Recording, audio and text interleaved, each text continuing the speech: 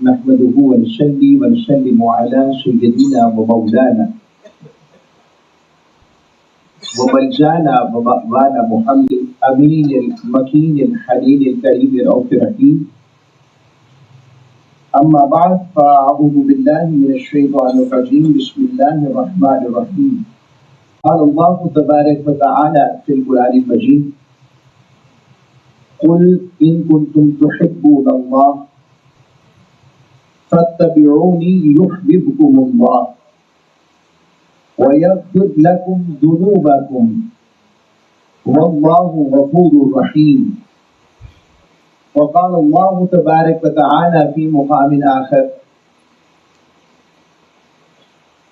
من يطع الرسول فقد أطاع الله. صدق الله مولانا العظيم وصدق رسوله النبي الأمين الكريم. اللہ رب العزت کا بے پایہ لطف و کرم و احسان جس کی توفیق سے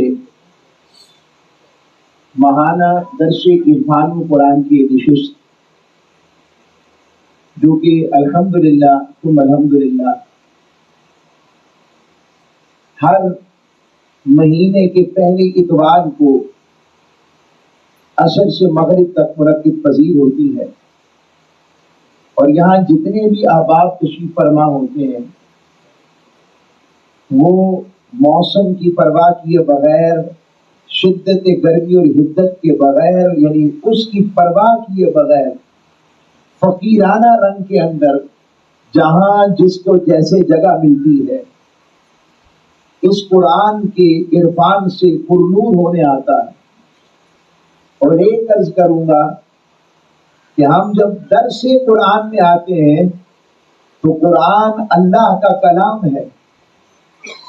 ہمارے میزبان جن میں محترم سعید چودھری صاحب اپنے انداز میں میزبانی کا شرف حاصل کرتے ہیں، اور آج ہمارے منشا چودھری صاحب بھی تشریف فرما ہوئے یہاں پر، تو وہ اپنے انداز میں پوری کوشش کرتے ہیں، مگر میں ایک جملہ کہوں گا کہ اس مہمان نوازی کے ساتھ سب سے بڑا ہمارے لیے شرط یہ ہے کہ ہم قرآن کی دعوت پر یہاں آتے ہیں، اور قرآن کس کی دعوت دیتا ہے؟ اللہ اور اس کے رسول کی۔ یہ اتنا بڑا شرف ہے کہ جب ہم گھر سے نکلتے ہیں کہاں جا رہے ہیں؟ درس قرآن پر۔ کہاں پہنچ رہے ہیں؟ محفل درس قرآن عرفان و قرآن کی محفل ہے، وہاں جا رہے ہیں۔ اور حدیث مقدسہ کی روشنی میں جب کوئی شخص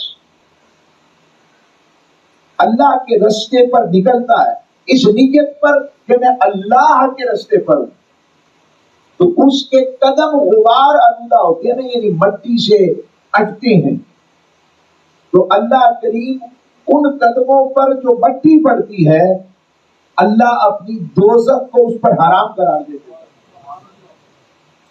تو ایک میرا کہنے کا مقصد یہ بھی ہے کہ قرآن کی دعوت، اور دوسرا عجز و انکساری کے ساتھ اور نیت فیض نسبت عرفان قرآن کے ساتھ ہمارا۔ اور آج کا جو موضوع ہے کامیابی کے راستے سیرت الرسول کی روشنی میں، تو اللہ رب العزت نے قرآن مجید فرقان حمید میں ارشاد فرمایا قل، میرے حبیب مکرم صلی اللہ علیہ وآلہ وسلم آپ ارشاد فرمائیے۔ اللہ رب العزت کا طریقہ ہے جب کوئی خصوصی بات کہنی ہوتی ہے تو اس کے لیے قرآن مجید میں لفظ قل کو استعمال فرماتا ہے۔ حالانکہ جب قرآن اتر رہا تھا تو تب بھی زبان مصطفیٰ سے نکلتا ہے۔ اگر حضور کو قل نہ بھی کہا جاتا تو تب بھی زبان مصطفیٰ سے ہمیں ملنا تھا، مگر اللہ کریم نے قل کیوں کہلوایا جو ہمیں سمجھ لگتی ہے، جو قرآن کے اس درس سے اور قرآن سے پتہ لگتا ہے۔ قل اس لیے بھی اللہ رب العزت ارشاد فرماتا ہے تاکہ قیامت تک آنے والوں کو اہمیت ذات مصطفیٰ یعنی امپورٹنس کا پتہ لگے کہ ان کی کس قدر اہمیت ہے اور ان کی ڈگنیٹی کیا ہے اور ان کی گلوریسنس کیا ہے اور ان کی عظمت کیا ہے کہ رب اپنے محبوب سے فرما رہا ہے حبیب آپ کہیے. اس میں تاجدار کائنات کی عظمتوں کا اظہار ہے، نسبتوں کا اظہار ہے کہ یہ نہ کوئی سمجھے کہ رب نے اتارا تو ہمیں مل گیا. رب کل کے ذریعے بتاتا ہے کہ یاد رکھو میں نے اپنے محبوب کے ذریعے تم تک قرآن پہنچایا.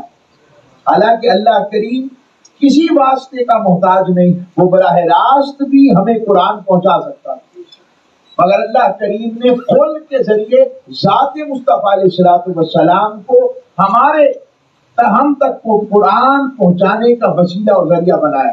جلدی سے آگے بڑھتا ہوں. اب اس آیت کا ایک خاص شان نزول ہے. اب وہ شان نزول کیا ہے؟ شان نزول یہ ہے کہ چونکہ مکی صورتیں ہیں سورہ آل عمران میں، آقا صلی اللہ علیہ وسلم جو ہے مدنی صورت، لیکن اس کے جو شان نزول میں یہ اپنے آیات اپنے نزول کے اندر مکی ہے. ڈاکٹر صاحب نے میری صحیح تشریح فرمائی ہے، اپنے عموم میں مدنی صورت کہلاتی ہے مگر یہ آیات اپنے نزول میں مکی ہے. ایسا بھی ہوتا ہے. آقا صلی اللہ علیہ وسلم جب مکہ مکرمہ میں تھے تو خانہ کعبہ کے اندر جو بت پرست تھے وہ بتوں کی پوجا کرتے تھے. آقا صلی اللہ علیہ وسلم بھی وہاں تشریف فرما ہوئے. حضور نے پوچھا یہ تم کیا کر رہے ہو؟ وہ کہنے لگے ہم ان بتوں کی پوجا اللہ کی محبت میں کر رہے ہیں. کیا؟ یعنی کہ ان کی عبادت اللہ کی محبت میں کر رہے ہیں. جب یہ بات انہوں نے کہی تو آقا صلی اللہ علیہ وسلم پر اللہ رب العزت نے یہ آیت نازل فرمائی اور کہا کہ حبیب آپ فرما دیجئے ان کنتم تحبون اللہ، اگر تم اللہ سے محبت کا دعویٰ رکھتے ہو اور یہ دعویٰ کرتے ہو کہ تم اللہ سے محبت کرتے ہو تو فاتبعونی، حبیب ان سے فرمائے کہ پھر میری یعنی تاجدار کائنات کی اتباع کریں، تاجدار کائنات کے رستے پر چلیں. اللہ کی محبت کا پانے کا ذریعہ اگر کوئی ہے تو وہ ذات محمد مصطفیٰ علیہ السلام ہے. حضور کی ذات کے بغیر رب کی محبت نہیں مل سکتی. تو اللہ کی محبت کو پانے کا ذریعہ تاجدار کائنات کی ذات مطہرہ ہے اور ان کی اتباع کرنا ہے، ان کی پیچھے چلنا ہے، ان کی اطاعت کرنا ہے. تو فرمایا حبیب جو کوئی مجھ سے محبت کرتا ہے وہ آپ کی اتباع کرے، آپ کے پیچھے پیچھے چلے. تو پھر کیا ہوگا؟ یحببکم اللہ. پہلے تھا کہ وہ اللہ سے محبت کا دعوے دار تھا، مگر جو حبیب آپ کے قدموں سے اٹھنے والی دھول کو اپنی آنکھوں کا سرما بنائے گا، تاجدار کائنات کے رب نے بتایا پھر میں اسے اپنا محبوب بنا دوں، پھر میں محب بن جاؤں گا. اللہ فرماتا ہے پھر میں خود محب بن جاؤں گا اور وہ میری چاہت بن جائے.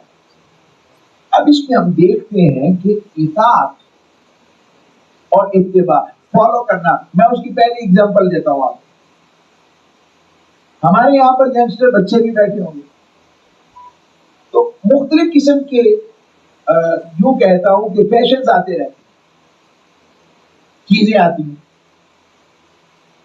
ڈریسنگ کے اندر، اپنے کٹنگز کے اندر. مثلا میں اپنی بات کرتا ہوں، ہمارے دور میں ہوتا تھا یہ ذرا کمانڈو کٹنگ کیسے ہوتی ہے اور فوجی کٹنگ کیسے ہوتی ہے، پھر پیالہ کٹنگ اور پھر ابھی لیئرنگ کٹنگ، اور وہ جو کٹنگ کوٹنگز ہوتی ہے وہ نہیں تھی ہمارے دور میں. جب ہم چھوٹے تھے تو ہم اسی میں اکتفا کرتے تھے. تو یہ کٹنگ کا تصور آتا کہاں سے؟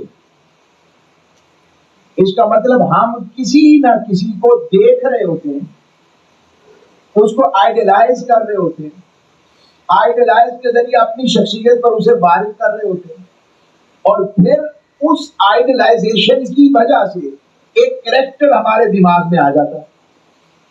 ہم اس کے مطابق خود کو ڈھالنا چاہتے ہیں. تو جو آئیڈیلائز کرنا ہے کسی کو، اب اس کے مطابق اپنا آئیڈیل بنا کر اس کے کپڑوں کے مطابق، اس کے زلفوں کے مطابق، اس کے چہرے کے مطابق خود کو جو ڈھالنا ہوتا ہے، وہ چھوٹا سا بچہ بھی ہو، ابھی اسے اطاعت اور اتباع کی کوئی خبر نہیں کہ نبی کی اتباع کیا ہے، اطاعت کیا ہے. وہ ایک فالوشپ کا اپنے انداز میں ایک مائنڈ سیٹ رکھتا ہے، اپنا ایک پیرامیٹر رکھتا ہے. اس پیرامیٹر کے مطابق وہ کہتے ہیں میرے بال ایسے ہونے چاہیے، کپڑے ایسے ہونے چاہیے، ڈریسنگ ایسی ہونی چاہیے، گھڑی ایسی ہونی چاہیے، جوتے ایسے ہونے چاہیے. وہ ساری آئیڈیلائز کرتا ہے. اس میں سب سے پہلا عنصر پسند ناپسند کا ہوتا ہے. جب وہ کسی چیز کو پسند کرتا ہے تو پھر آئیڈیلائز کر کے اس کے پیچھے چلتا ہے. بآئی نہیں. یہی بات یہاں عرض کرنا چاہوں گا کہ سب سے پہلے بطور امتی ہونے کے ناطے ہمیں پتا ہونا چاہیے کہ تاجدار کائنات دکھنے میں کیسے. جب ہمیں اس کا پتہ لگ جائے گا نا حضور دکھنے میں کیسے تھے، تو جب ان کے حسن و جمال کی رعنائیوں کے پردے کھلیں گے، پھر آپ جب اس ذات سے اپنا تعلق کے محبت قائم کریں گے تو ہمیں سمجھ لگ جائے گی. پھر اطاعت و اتباع کہہ کر کروانا نہیں پڑے گا، پھر دل کے اندر خود ہی یہ بات اٹھ جائے گی جو محبوب نے کیا ہے اس کے مطابق کیا ہے. تو اس سے جو میں بات بتانا چاہتا تھا کہ اطاعت و اتباع بھی محبت کا ذریعہ ہے، اور کامیابی کے جتنے راستے ہیں وہ سیرت الرسول سے ہو کر ہی ہم تک پہنچتے ہیں. اور ہم اگر کامیابی کے زینوں کو طے کرنا چاہتے ہیں تو اس کے لیے تاجدار کائنات کی ذات کے بغیر ممکن نہیں. اب یہاں پر میں صرف اتنا روک کر عرض کروں گا کہ اتباع کیا شے ہوتی ہے اور اطاعت کیا شے ہوتی ہے. اس میں میری بات ساری سمجھ آ جائے گی. کہتی اتباع، اس کے اوپر اہل عرب نے کام کیا اور اس کے معنی کیے. تابع کا ایک مطلب ہوتا ہے، وہ کہتے ہیں کسی کے فعل کو اس طرح کیا جائے جس طرح کسی محبوب نے کیا ہے. اس میں یہ نہ دیکھا جائے کہ ثواب کتنا ہے، جزا کتنا ہے، فائدہ کتنا ہے، نقصان کتنا ہے، زیادہ ہے، کم ہے، کیسے ہے، کس طرح ہے، وہ یہ نہیں دیکھتا. اتباع کا مطلب یہ ہے کہ بس جب کسی سے محبت ہو گئی، کسی سے دل جڑ گیا اور آپ اس کی محبت کی اتباع میں بس اس لیے کر رہے ہیں کہ اس نے کیا ہے، اس کا نام اتباع. اور اگر کسی سے محبت کے جڑنے کے لیے اگر کوئی شخصیت رب نے بنائی ہے اپنی ذات کے بعد تو وہ ایک ہی ہے، ذات محمد مصطفیٰ، کہ جس نے جو کیا ہم اس کے پیچھے کرتے جائیں. رب نے کا اتباع میں قبول کیا. میں آگے ایک اور نقطہ دوں گا آپ کو. اب اطاعت کا لفظ بھی استعمال ہوتا ہے اس کے سینونیم کے طور پر. اطاعت کا مطلب ہوتا ہے کسی کے قدموں کے نشانوں پر چلنا. اب سوال ہوتا ہے، قرآن میں اللہ نے فرمایا ہے اطیعوا اللہ و اطیعوا الرسول، اللہ کی اطاعت کرو، اس کے رسول کی اطاعت کرو. اب جب اللہ کی اطاعت کا ذکر آ گیا تو پھر رسول کی اطاعت کا معنی اس کو سمجھتے ہیں. اطاعت کہتے ہیں کسی کے قدموں کے نشانوں پر چلنا. To follow someone's footsteps. اللہ کریم تو قدموں سے ہی پاک ہے، یعنی اللہ کے قدم ہوں تو اس کے پیچھے چلیں. اللہ تو جسم سے پاک ہے، تو مولا تیرے تو قدم ہی نہیں، یعنی تو اس سے پاک ہے، ہم تیرے قدموں پر کیسے چلیں؟ رب نے کہا چلو میں یوں کہہ دیتا ہوں، من یطیع الرسول فقط اطاع اللہ، جو میرے محبوب کے قدموں سے اٹھنے والی دھول کو اپنی آنکھوں کا سرما بنائے گا، فقط اطاع اللہ. اس کا اجر یہ نہیں ہے کہ اس نے میرے رسول کی اطاعت کی، ایک شخصیت کی اطاعت کی، میرے نبی کی اطاعت کی. کہا نہیں، فقط اطاع اللہ ایسے ہی ہے جیسے اس نے اللہ کی اطاعت کی. اب آئی سمجھ اطاعت و اتباع کا معنی مفہوم اللہ کریم کیسے دے رہا ہے، اور اطاعت و اتباع کا رستہ صرف ایک ہے اور وہ ذات محمد مصطفیٰ علیہ السلام۔ آگے فرمایا اب میں اطاعت اور اتباع کو جوڑ کر عرض کرتا ہوں۔ پورے قرآن میں اتباع پر 38 آیتیں ہیں، 38 verses that belongs to the word of اتباع، یعنی اتباع کے ورڈ کو، لفظ کو استعمال کرتے ہوئے قرآنک انڈیکس میں 38 ٹائمز رب نے اتباع کی بات کی ہے۔ اب ان 38 میں سے 20 آیتیں ایسی ہیں کہ جس میں اللہ نے اپنی اطاعت کو اور اپنے رسول کی اطاعت کو جمع کر دیا۔ یعنی یہ نہیں ہے کہ اللہ کی اطاعت اور چیز ہے اور رسول کی اطاعت اور چیز ہے، کہا نہیں، رسول کی اطاعت ہی اصل میں اللہ کی اطاعت، اللہ نے اپنی اطاعت کے ساتھ اپنے رسول کی اطاعت کو جوڑ دیا۔ یہ نقطہ سمجھ لگا؟ اب اس سے بھی عجب بات کرنے لگا، surprising thing when you read Quran about in that sense، 18 آیتیں ایسی ہیں جس میں رب نے اطاعت خدا بندی کا ذکر نہیں کیا، صرف اطاعت رسول کا ذکر کیا۔ 18 verses کیوں ہو سکتا؟ اور ایک دلچسپ بات یہ ہے، ڈاکٹر صاحب بھی تشریف فرما، علماء بیٹھے، کہ وہ یہ بات ہے دلچسپ کہ اگر ایک بھی آیت آ جاتی کہ آتی اللہ لعلکم ترحمون، کہ اللہ کی اطاعت کرو تاکہ تم پر رحم کیا جائے، تو ہمیں کسی اور کی اطاعت کی ضرورت نہیں کہ اللہ بڑا ہے، کافی ہے۔ رب نے کہا بڑا میں ہوں مگر رستہ کسی اور کا ہے، اور وہی رستہ میرا رستہ ہے۔ مولا وہ کون؟ کہا جو رستے پر میرے محبوب کے رستے سے آئے گا وہ میرے رستے تک پہنچے گا، جو اس کا رستہ چھوڑ دے گا نہ اس کا مجھ سے کوئی واسطہ ہے نہ اس تک پہنچنے کا مجھ تک کوئی راستہ ہے۔ تو اللہ رب العزت اپنے محبوب مکرم علیہ السلام کو رکھا۔ اب میں اس کے لیے کچھ آیتیں اور دیتا ہوں، جیسے قرآن مجید 18 آیتوں میں مفرد تاجدار کائنات کی اطاعت کا ذکر کیا۔ میں ان آیات میں سے آپ کو کچھ آیتوں کے حوالے دے دیتا ہوں تاکہ ریفرنس کوڈ ہوتا جائے، کہ ایسے نہ بات نظر آئے کہ یہ بات ہو تو گئی ہے مگر اس کے ریفرنس میں کچھ آیات آ جاتی، میں نمبر پر نہ بولتا جاؤں گا۔ بسم اللہ الرحمن الرحیم۔ جیسے میں نے ایک آیت تو ابھی پڑھی نا، تو من یطیع الرسول فقد اطاع اللہ، جو رسول کی اطاعت کرے گا وہ اللہ کی اطاعت کرے گا۔ اللہ کہیں نے سنگولر کہیں نہیں کہا کہ میری اطاعت، نہیں، جب ذکر کیا یاد ہوگا اللہ اس کے رسول کی اطاعت یا پھر اطاعت مصطفیٰ، کافی۔ اور آگے فرمایا وَأَقِیمُوا الصَّلَاةَ وَآتُوا الزَّکَاةَ وَأَطِیعُوا الرَّسُولَ لَعَلَّکُمْ تُرْحَمُونَ، سورہ النور کی آیت نمبر 56۔ فرمایا نماز قائم کرو، زکوٰۃ ادا کرو اور اس کے رسول کی اطاعت کرو تاکہ تم پر رحم کیا جائے۔ اب اس کے نہج پر آپ کو ایک دلچسپ صورتحال، انٹرسٹنگ سچویشن بتاتا ہوں۔ اب یہ نقطہ بڑا اہم ہے، تحویل قبلہ کا جو ہے، اس میں عشق و ادب رسالت کی انتہا ہے۔ تاجدار کائنات صلی اللہ علیہ وسلم جب ہجرت نہیں فرمائی تھی ابھی، تو حضور اقدس صلی اللہ علیہ وسلم اس وقت بھی نماز ادا کرتے تھے۔ آپ جب کعبۃ اللہ میں نماز ادا کرتے تو آپ کی جو سمت ہوتی، ڈائریکشن ہوتی، اس ڈائریکشن میں بیت المقدس کی ڈائریکشن بھی شامل ہوتی اور کعبۃ اللہ کی ڈائریکشن تو ہوتی ہی تھی۔ مگر جب تاجدار کائنات صلی اللہ علیہ وسلم مدینہ طیبہ ہجرت کر کے آئے تو اللہ کریم نے حکم فرمایا، میرے محبوب کریم اب نماز تو فرض ہو گئی صلی اللہ علیہ وسلم، میرے محبوب کریم اب آپ نے اپنا رخ انور نماز پڑھتے وقت یہ ابراہیم علیہ السلام والے کعبے کی طرف نہیں کرنا، اب آپ کا رخ انور بیت المقدس کی طرف ہونا چاہیے، جسے ہم قبلہ اول بھی اسی لیے کہتے ہیں۔ آپ کا رخ اقدس اس طرف ہونا چاہیے۔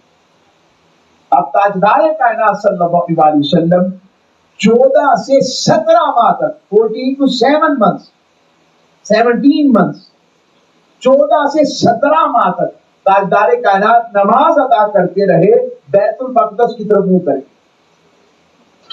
اور جب نماز ادا کرتے، حدیث میں آتا ہے آقا صلی اللہ علیہ وسلم دوران نماز حضور کا چہرہ یوں آسمان کی جانب اٹھ جاتا، بس ایسے اٹھ جاتا. وجہ کیا تھی؟ وجہ ایک ہی تھی. وجہ یہ تھی، یہ آج تک اور کوئی نہ کر سکا جو ذات مصطفیٰ کو انفرادیت. اللہ کا حکم آ جائے کہ تم نے مشرق کی طرف منہ کرنا ہے کسی کی جرت کو کہے کہ نہیں میں نے مغرب کی طرف کرنا. یہ مان بھی حاصل ہے تو صرف ذات مصطفیٰ.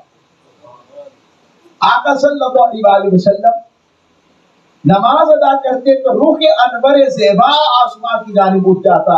عرض گزار ہوتے مولا دل میں، مولا اگر وہ دادا جان ابراہیم علیہ السلام والا کعبہ قبلہ بن جائے تو کیا بات. یہ دل میں بات ہے، مگر ہاتھ دعا کے لیے اٹھ نہیں رہے، اپنی چاہت کا اظہار کر رہے ہیں. اب 14 to 17 months ہو چکے، 14 سے 17 ماہ کے بعد حضور ظہر کی نماز پڑھ رہے ہیں. 2 رکعتیں کعبہ اللہ یعنی بیت المقدس کی طرف منہ کر کے ہو چکی.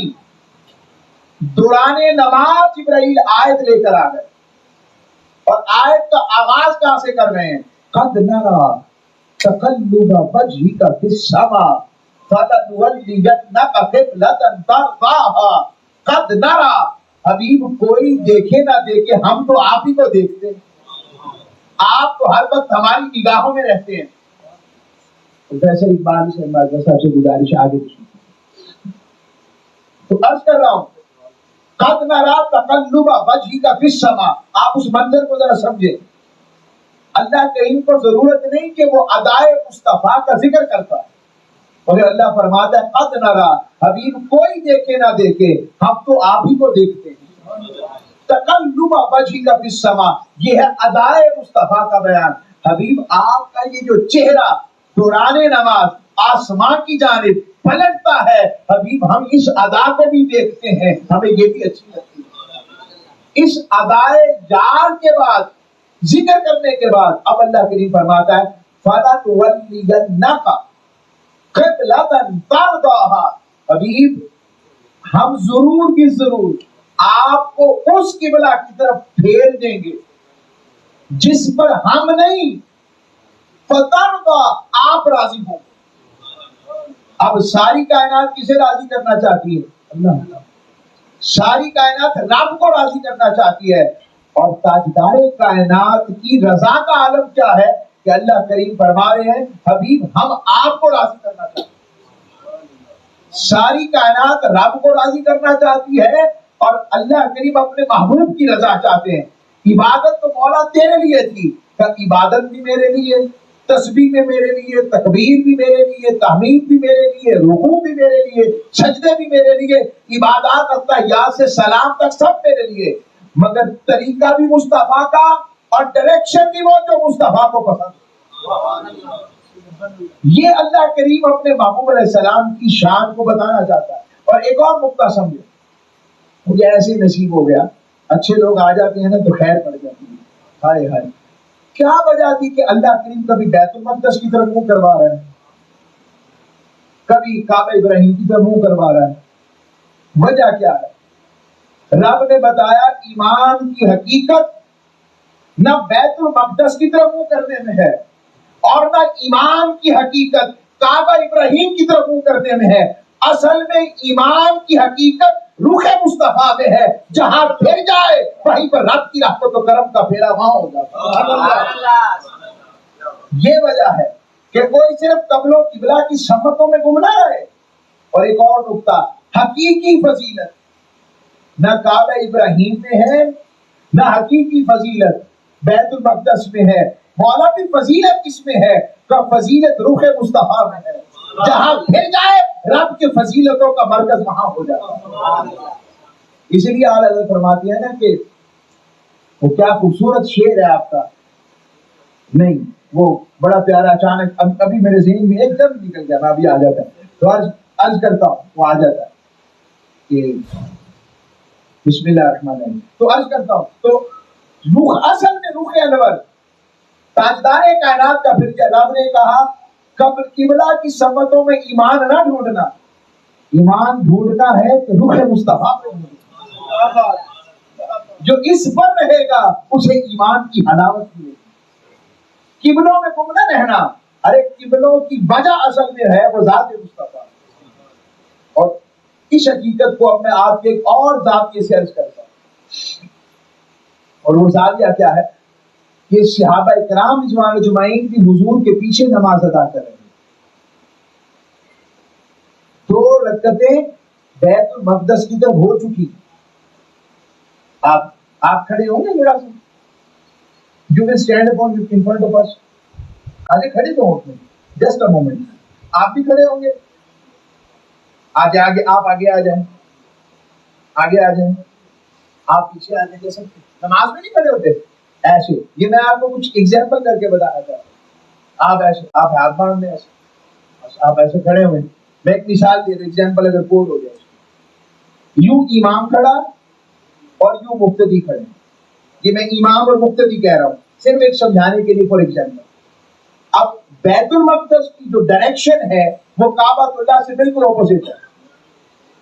مسجد قبلتین کون کون گیا ہے؟ اللہ لے جائے سب کو, نہیں گئے تو بار بار لے جائے. تو وہ اپوزٹ ڈائریکشن ہے کہ نہیں؟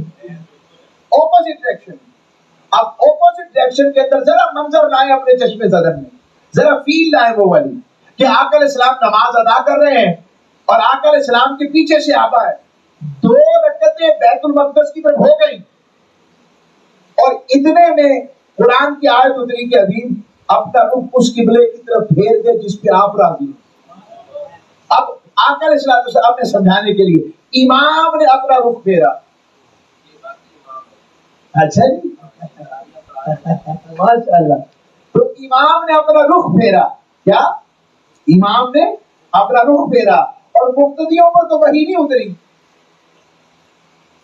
مقتدیوں کو تو نہیں پتا. اب بیٹھے, شاباش, اللہ آباد رکھے, سلامت رکھے. اب مقتدیوں کو تو نہیں پتا. اب میں عرض کرتا ہوں وہ ڈائریکشن حضور پر وہی اتری ہے, صحابہ پر تو نہیں اتری. پہلا منظر محبت دیکھیں, حضور نے رخ انور پھیرا ہوگا, صحابہ نے حضور کو تکا ہوگا کہ نہیں تکا ہوگا, اور حضور نے صحابہ کو تکا ہوگا کہ نہیں ہوگا. ارے یہ نماز ہو رہی ہے, رخ مصطفیٰ کو تک رہے ہیں اور حضور انہیں تک رہے ہیں, نماز ہو رہی ہے.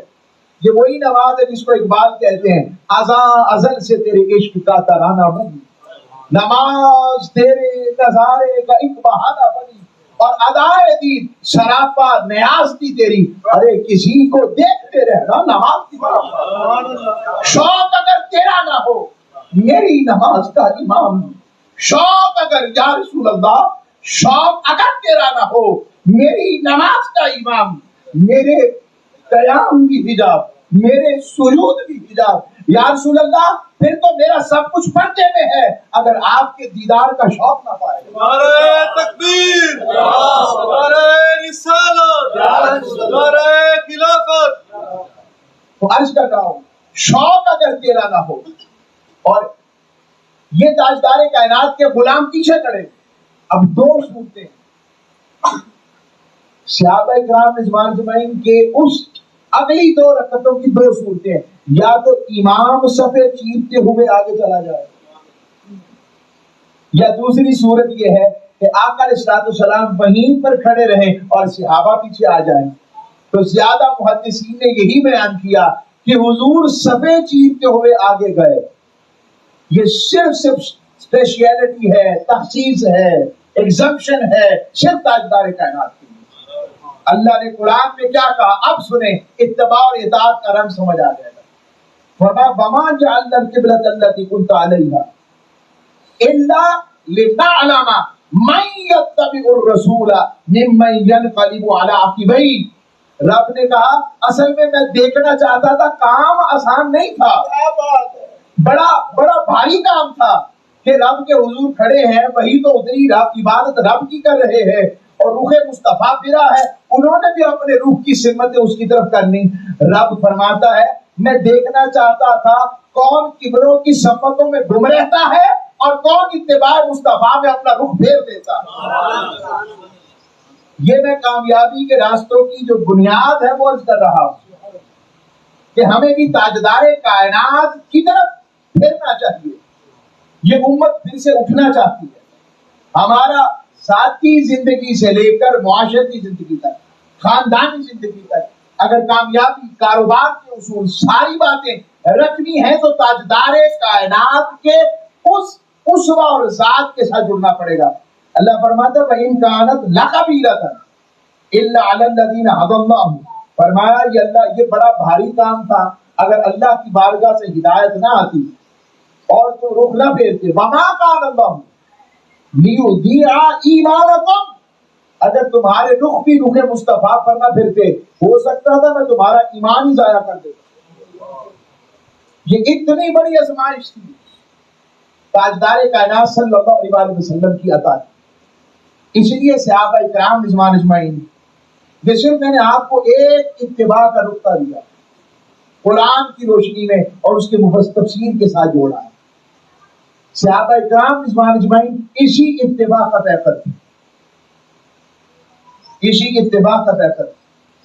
تاجدار کائنات صلی اللہ علیہ وسلم ایک دن مسجد نبوی میں بیٹھے ہیں اور آقا صلی اللہ علیہ وسلم رو رہے ہیں. اصحاب صفہ بیٹھے حضور کو دیکھ کر وہ بھی رو پڑے. کسی نے ان سے پوچھا تم کیوں روئے ہو؟ کہنے لگے ہمیں تو نہیں پتا، بس حضور رو پڑے کہ ان کی اتباع میں ہم بھی رو پڑے. صحابہ کرام رضوان اجمعین، حضرت عثمان غنی رضی اللہ تعالیٰ ایک دن بازار میں ایسے جا رہے ہیں اور آپ نے گوشت کا ٹکڑا کھا کر آسمان کی جانب دیکھا. صحابہ نے کہا امیر المومنین یہ گوشت کا ٹکڑا بازار میں کھا رہے ہیں. فرمایا مجھے زیادہ تو نہیں پتا، بس میں نے حضور کو ایک دن ایسے گوشت کا ٹکڑا کھا کر آسمان کی جانب تکتے دیکھا تھا، میں تو اپنے محبوب کی ادا نبھا رہا. حضرت عبداللہ ابن عمر حج کے لیے جا رہے، ذوالحلیفہ کے مقام پر احرام باندھا جاتا ہے. مدینے سے مکہ کی طرف جانے والوں کے لیے وہ میقات ہے. حضرت عبداللہ ابن عمر اندر وادی میں چلے گئے اور اندر وادی میں جا کر اپنا اونٹ بٹھا دیا اور ایک درخت کے نیچے لیٹ گئے. لوگوں نے پوچھا حضور رستہ تو سیدھا تھا، اتنا لمبا آپ چکر کاٹ کر پھر سیدھے رستے پر آئیں گے، وجہ کیا ہے؟ فرمایا مجھے زیادہ تو نہیں پتا، بس جب میں نے حضور کے ساتھ حج کا سفر کیا تھا تاجدار کائنات میں بھی ایسے کیا تھا، مجھے نہیں پتا یہ کیا ہے، بس اس لیے کر رہا ہوں کہ تاجدار کائنات. اب سونا مرد پر حلال ہے کہ حرام ہے؟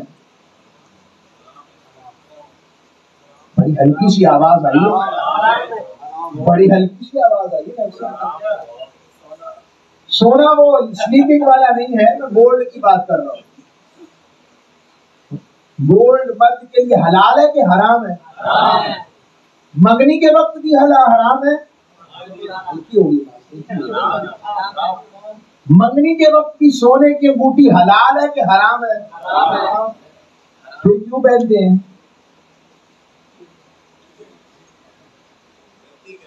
باقی اتباع اطاعت تو بعد میں آ جائے گا نا، یہ تو چھوٹی سی ہمارے اندر ہے. یہ چیز تو یہ تو ہماری خوشی کی بات تھی نا، ہم اپنی خوشی کو حضور کی خوشی پر قربان نہیں کر سکتے.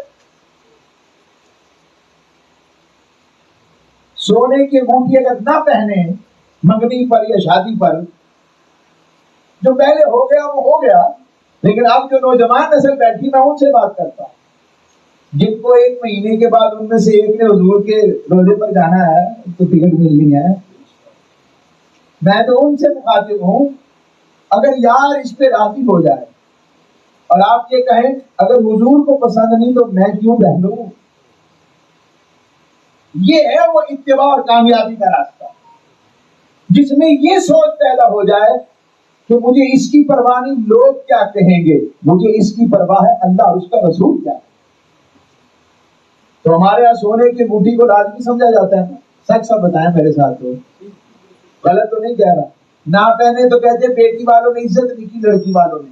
میں ان سے ہمیشہ مجھے کو کہے نا کہ ایسی بات تو ہمیشہ کہتا ہوں. کیا یہ کم ہے کہ کسی نے تو اپنی بیٹی اور جگر کا ٹکڑا پال کے تمہارے سپرد کر دیا, ابھی بھی عزت پوچھتے؟ تو سونے کے بوٹی مرد کے لیے حرام. اب آقا علیہ الصلوۃ والسلام نے ایک حضور کے صحابی ہیں جن کے لیے سونا حلال قرار دیا, حضرت سراقہ بن مالک, اور حلال بھی کب قرار دیا جب ہجرت مدینہ ہو رہی ہے اور وہ پیچھے آ گئے اور وہ بار بار تین چلاتے اور پھر حضور توجہ کرتے, گھوڑا دھس جاتا, پھر معافی مانگتے. پھر انہوں نے کہا یا رسول اللہ آپ مجھے امان نامہ لکھ دیں, جب آپ مکہ فتح کریں گے تو مجھے کچھ نہیں کہا جائے گا. خود تاجدار کائنات مکہ چھوڑ کر جا رہے ہیں اور فتح مکہ کی نوید انہیں حضور سنا رہے ہیں, اور آقا علیہ السلام فرما رہے ہیں سراقہ میں تو تیرے ہاتھوں میں کسرا ایران کے کنگن دیکھ رہا ہوں سونے کے, اور بریسلیٹس اس کی سونے کی کسرا ایران کی, ایسی کوئی کہ جیسے وہ وائٹ ہاؤس کا جو وہ پلین ہے کیا کہتے ہیں اس خاص جو جہاز ہے وہ امریکہ کا ہے, اس پلین کا کوئی کہ بھائی تم اس میں سیر کرو گے, کہے گا یار کیا بات کرتے. اور پھر حضرت فاروق اعظم کے دور کے اندر جب کسرا ایران فتح ہوا تو آپ خود اپنے درے سے تلاش کرنے لگ پڑے, وہ مال غنیمت کو ایسے کھول رہے ہیں. تو کسی نے پوچھا امیر المومنین یہ کیا کر رہے ہیں؟ کہا وہ آقا علیہ الصلوۃ والسلام کی ایک آقا کی دی ہوئی پیشن وہی پوری ہونی تھی, میں وہ دیکھ رہا ہوں وہ پوری کیسے ہوگی, تو میں کسرا ایران کے کنگن ڈھونڈ رہا ہوں. اتنے میں ایک مجاہد نے تابعی نے کنگن نکال کے پیش کیے کہ سرکار یہ حاضر ہے.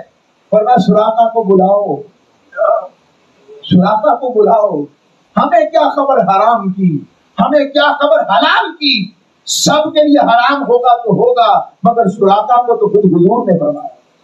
اور وہ سونے کے کنگن پہن کر مدینے میں چلتے ہوئے کہتے تھے مجھے حضور نے سونے کے کنگن پہنائے. یہ ہے وہ عشق و اتباع اور کامیابی کے راستوں کا زینہ.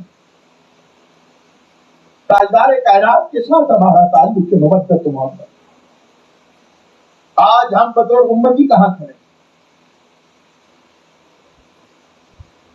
ایک صرف واقعے کے ساتھ اس کامیابی کے راستے کے اگلے تعین کو یوں جوڑتا ہوں کہ آقا علیہ الصلوۃ والسلام کی ذات میں جو خلق, اخلاق اور علم تھا کہ ہمارے معاشرے میں اس کا کچھ اثر یقین کی بات کی. میرے نوجوان بچے ساتھی, ہمارے بیٹے, بھائی, دوست, پوچھتا ہوں سوشل میڈیا کو دیکھتے ہوئے لگتا ہے کہ ہم خود کے اخلاق کے نبی والے کہیں موجود ہیں.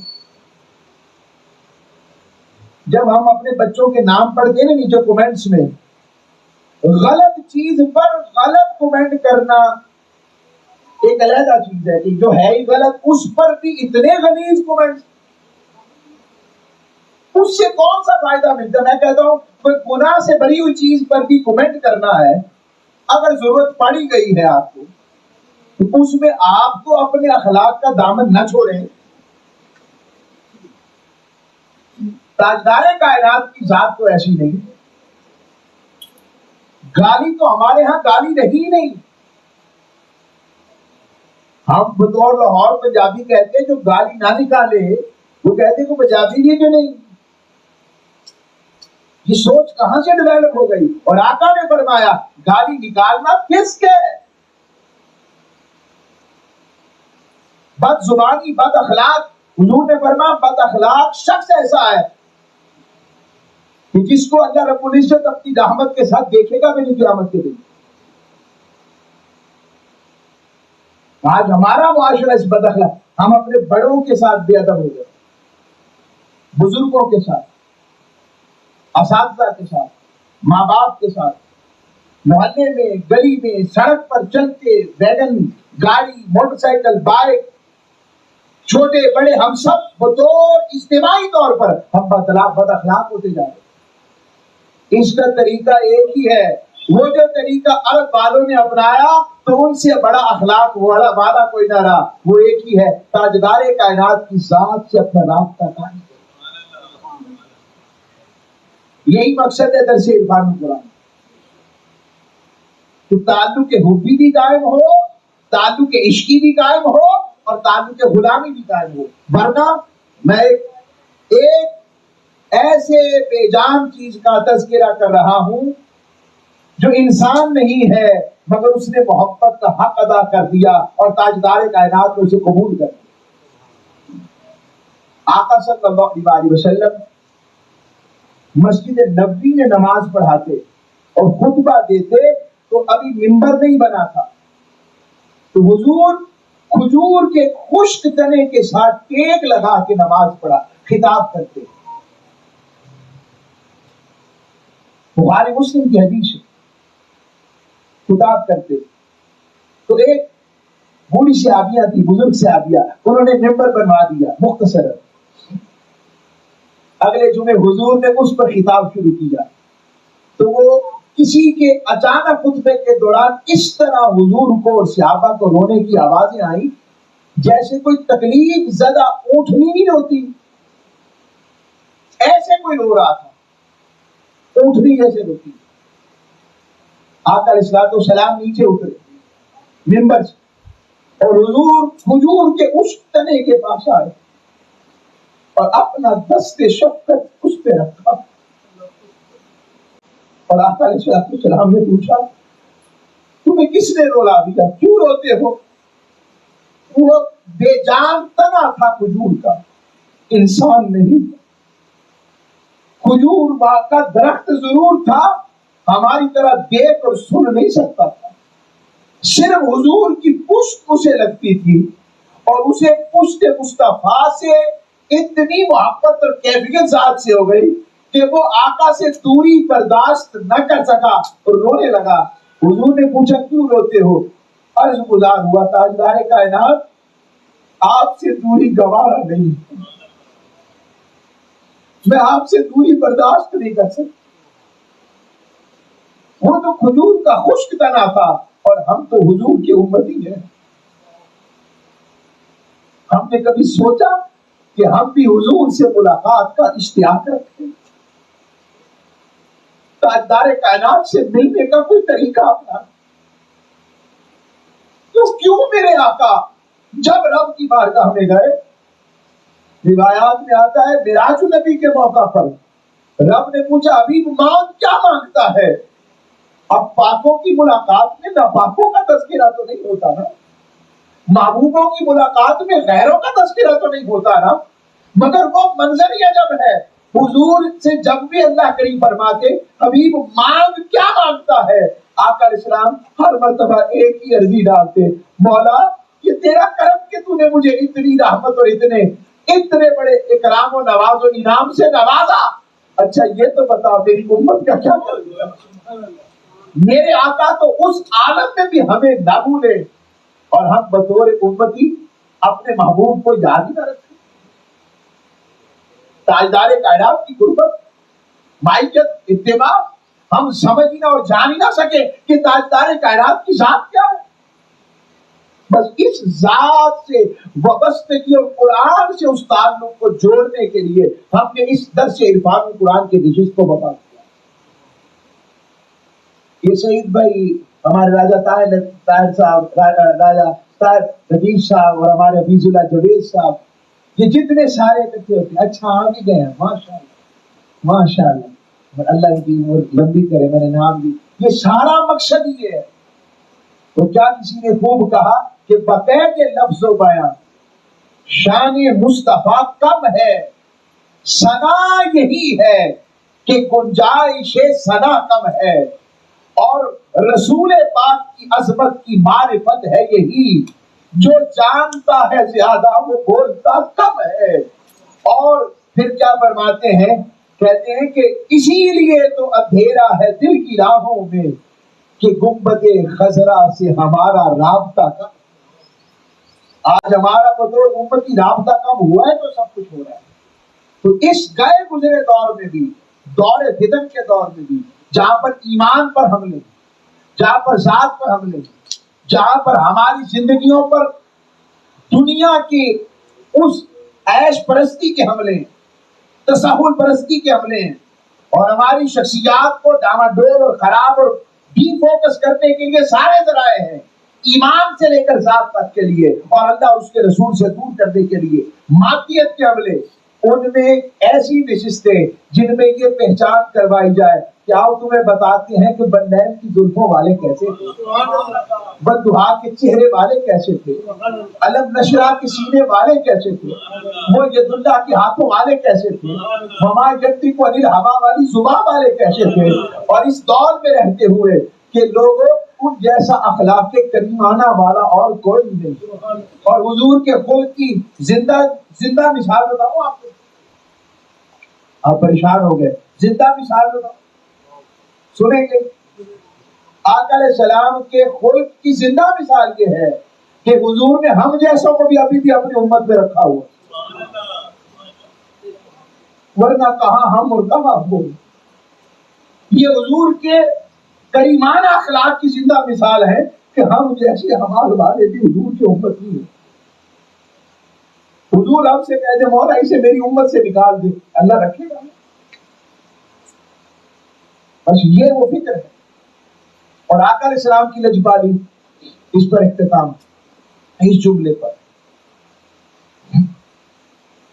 اللہ اکبر، وہ یہ ہے اس لجپالی اور کرم نوازی کا عالم کیا آقا علیہ السلام کی بارگاہ سے ہو کہ قبر میں ہمارے سب سے پیارے لوگ ہمیں چھوڑ کر چلے جاتے، ماں باپ ہو تو ہم قبر سے آگے نہیں جا سکتے کہ کیا ہوگا، اولاد ہو تو تب بھی ماں باپ قبر سے زیادہ آگے کیا کر سکتے، اور تاجدار کائنات وہاں بھی کرم نوازی کی خیر ڈالتے ہیں، کہتے ہیں کیا ہوا اگر سب چھوڑ گئے، میں ہوں نا، مجھے پہچان لے تاکہ تیری بخشش اور کرم کا ذریعہ بچ جائے۔ یہی وہ پیغام ہے آج کا جس کے لیے میں یہاں حاضر ہوا ہوں۔ اللہ کریم آپ سب کا حامی و ناصر ہو۔